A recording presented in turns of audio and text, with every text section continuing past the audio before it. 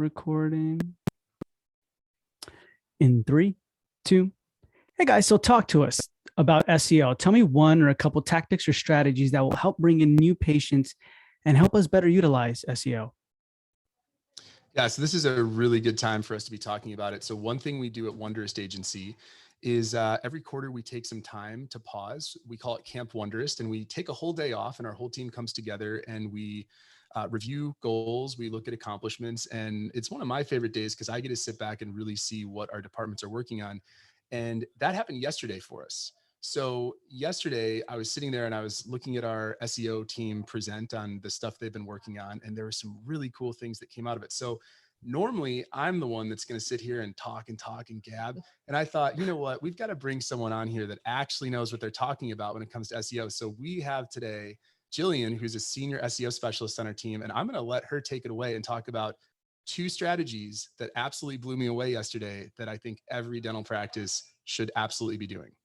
Awesome. Yeah. So I think sometimes the vagueness with SEO, or what, dentists maybe get a little bit more frustrated with, is that SEO really is a marathon. It takes a long time. But, today I'm going to talk about 2 SEO tactics that can make an immediate direct impact on your SEO campaign, if they're done right. So the first one is trendjacking. Trendjacking is basically when a brand takes advantage of a trend in an attempt to boost visibility to their site or to the brand itself. So the main goal is just to increase awareness. And it can literally be anything. It can be from a hashtag, a meme, or aligning your brand with a current event. And so the SEO application of that would be viral topics. And so some people say sometimes that social media and SEO don't really have much synergy together, but I highly disagree with that. I think they can. Social media doesn't necessarily influence how you think, but it tells you what to think about. And in that sense, social media really does influence what people are searching online.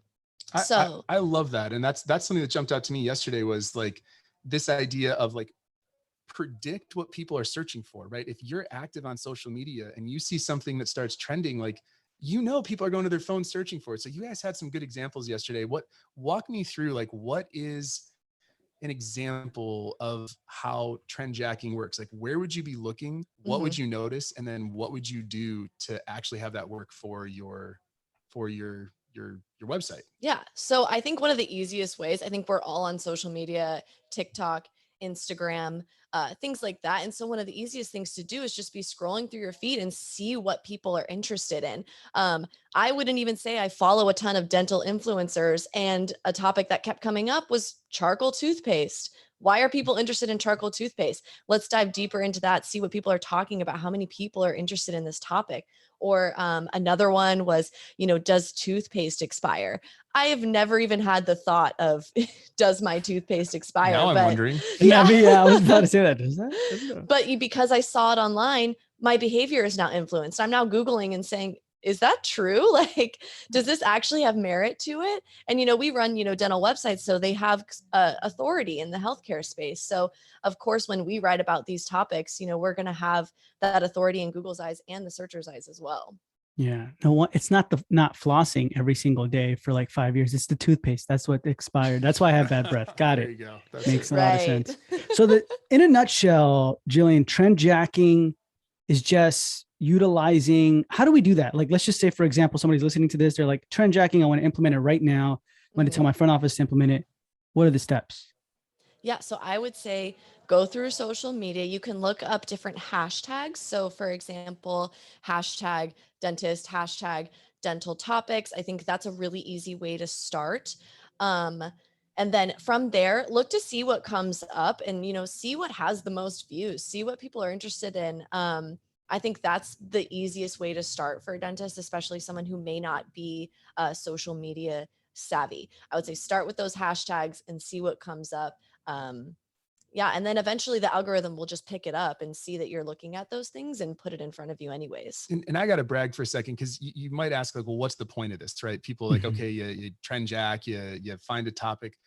we have clients that we do this for, and I'm just thinking of one or two. I know there's one that it was I'm not going to give it away because we don't want to give away our mojo here, but like there was a question about pineapple juice, and Yeah. maybe not the one that you're thinking, and what were the results that we've seen from that? Is that an account that you're working on? I forget. Yes. So that is an account I am working on. So in terms of traffic and brand visibility, I think average monthly, they were probably around like 1,000 to 2,000 sessions per month, right? The minute that we hopped on that trend and we added a blog topic that was well written, well researched, well optimized for SEO, we saw over 40,000 searches come to their website as a result of that blog topic alone. I mean, the exposure alone on that is just incredible for someone who is a local business startup. Mm-hmm. So the point of this is like, okay, let's go on Instagram, type in hashtag or like the trends, right? Like dentist or dental, right? Anything like that, toothpaste, see the trends, right? And then write a blog post about it kind of thing. Yeah, you can write a blog post about it. I think that's the most thorough way to do it. You can also include it as FAQs and then also create a blog topic around that same FAQ just to really dive as deep as you can into that topic. But yes, that is what I would recommend for someone who is interested in, maybe tackling it on their own. Gotcha. So there's always going to be like content to write about then, right? As far as when this comes. You never are low on content when it comes to SEO. Yeah. And so what is the second thing then? This is the first one, trendjacking. The second one would be. Yeah. So the second one is going to be FAQ schema. So FAQ schema is a code essentially. Hold on. What the heck is schema markup? Basically, it's code that you would add to the back end of your website, to the code that already exists. And it contains a list of question and answers. But basically, the reason you want to add this code is because it creates what we call a rich snippet in the search engine. And you've seen rich snippets all the time. You may not recognize them because we're so used to seeing them now, but it's the people also ask section. It's when you look up a question and above all of the other inquiries, you see a box that answers your question with a link to a website. It pulls that quote directly into the search engine. It's a better way of getting eye-catching, beautifying results for your website and being at that position 0, essentially. You're above everybody else, even the person who's ranking first. So I remember when I first heard about schema markup, it took me a second to understand this. And for anyone that's listening to this and they're like, oh my God, I heard a bunch of stuff in there that is totally new to me. One thing I think a lot of us have heard of before is meta title and description. We've gotten enough scary emails from marketing agencies saying, hey, you might not have optimized your meta titles and descriptions, that we kind of know that on the back of your website, you can type what you want the title to be and the description to be in Google, right? So when we search Google, you see that title and you see the description. Well, what Google has done over time is it said, listen, we want more information.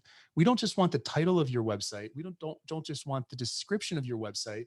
There's a lot of other things we can show because the Google search results have changed, right? I love what Jillian was saying. If you all noticed that there's like she was saying, there's that featured part. It's like answering your question before you even get into search results. Or sometimes there's office hours or phone number or FAQs. All these things can be part of the search results. And so what a schema markup is, it's a more advanced version of that meta title and description. It's saying, let's go further. Give us more. Tell us your office hours. Tell us, what services you offer. Tell us what FAQs people typically ask. Enter FAQ schema markup. Yes. So essentially, when you add this code, the code is going to contain a question and answer that is already listed on your website. And you want these question and answers to be focused on what patients are asking in your dental office already. If they are asking in person, oftentimes they are going to Google it as well. And so, the best way you'll just see this displayed is in the blue organic links on the page. You're going to want to do this for a page that's already ranking first page, but you'll see it under the blue organic link. You'll see your 2 questions by adding this code on the back end of your website. You'll see those 2 questions directly underneath your service page link, and it will drop down and it will give you the answer to your question essentially. Now, why this is important is because it makes your URL look more visually appealing, which makes people want to click and go to your website. But it also doubles the vertical space that it takes up, that your link takes up in the SERPs essentially. So this could potentially mean that you are bumping a competitor off the first page because you are taking up more space. And again, another one, it positions you as an authority on the subject matter to your searchers. They say they know what they're doing. They know how to answer my questions before I even get to the site. And again, it makes them want to come and see you in person. Gotcha. So this is on the back end, right? So like if a Mm-hmm. practice owner right now is like, holy crap, I don't even like have the password for my like Webflow account or WordPress account or anything like that, right? Like Mm-hmm. they get it. What is the code for this? Yeah. So there's actually, you don't have to be a coder to be able to do this. There are tons of schema markup generators on the internet. The one that I like to use a lot is called Merkle. You can head to their SEO markup generator page. That's Merkle, MERKLE. And essentially what they do is you pick the type of code that you want to generate. So in this case, it would be FAQ. And all Mhm. you have to do is put in what question you want to answer and the answer. And then on that same page, it will generate the code that you need to just plug in on the back end of your website for that specific page. So you don't actually have to write any code to make this, you know, a part of your SEO campaign. Nice. That's really, really good then. Okay. So these are the two main things we can be doing, right? Yeah, this can definitely have a direct impact on your SEO campaign. You can see it almost immediately, I would say. And that's just kind of a direct contrast to, what a lot of people believe about SEO, which is it does take a while, and that is 100% true. But these are things that you can do immediately to start seeing results. Yeah. I feel like the first one is a long game, but it's a lot easier because we already have so much time, you know what I mean, Mm-hmm. on social media. We're spending it and things like that. So it's like, let me look at the latest trends and then Mm-hmm. decide to delegate that to your team to write stuff about it, things like that, right? Second one, I Exactly. feel like it'd be good to like delegate that to, I don't know, me personally, I'm like, I'm going to mess it up, my code. I don't know, like my You website. can't mess up the code. It generates it for you. It's idiot proof. You do not have to know Challenge anything. accepted. I know. Yeah, I think the second one, it's one of those things that you should at least know about this, right? As Mhm. as a dentist, I think you're going to do some things on your own, and there's some things that you want to have partners that help you with. And schema markup is something that anyone can do if they take a little extra time to learn, but it's also something that you can create accountability with the whoever is doing your marketing, whoever's managing your website. And really, for me, the takeaway today is like just fire off an email, be like, hey, are we doing schema markup? And then the next thing is like, can we do some FAQ schema markup? That's a great next step takeaway from this. If you're managing your own site, then you already are a bit of a weekend warrior. And I promise you, if you go to the website that Jillian just mentioned, they're going to give you step-by-step instructions to say, hey, generate this code, go to this part of your site, copy paste it. It's something everybody can do. And if you've chosen to be a weekend warrior, those steps are not going to be too hard, even though it sounds a little bit challenging. The cool thing is we're lifting the lid on some of the agency techniques that we use that really help us get better results than the average dentist who's maybe trying to do this at home. So stretch a little bit, take a little extra time, try it out. And the FAQ one, you do see really quick results. And Google wants more information. They would say, tell me as much about yourself as possible, and they'll reward you if you do. Awesome. Awesome, Jillian and Michael. I appreciate your time. And if anyone has further questions, you can definitely find them on the Dental Marketer Society Facebook group, or where can they reach out to y'all directly? Yes, you can find us at wonderistagency.com. That's our website. And you can schedule time with our team right on the homepage there. And then if you want a little behind the scenes, go check us out on Instagram. That's Wonderist Agency is our handle. And then as always, you can email me at michael.anderson@wonderistagency.com, and happy to answer any follow-up questions. All right. So guys, go in the show notes below and reach out to them. And thank you all for being with me on this Monday morning marketing episode. Thanks for having us.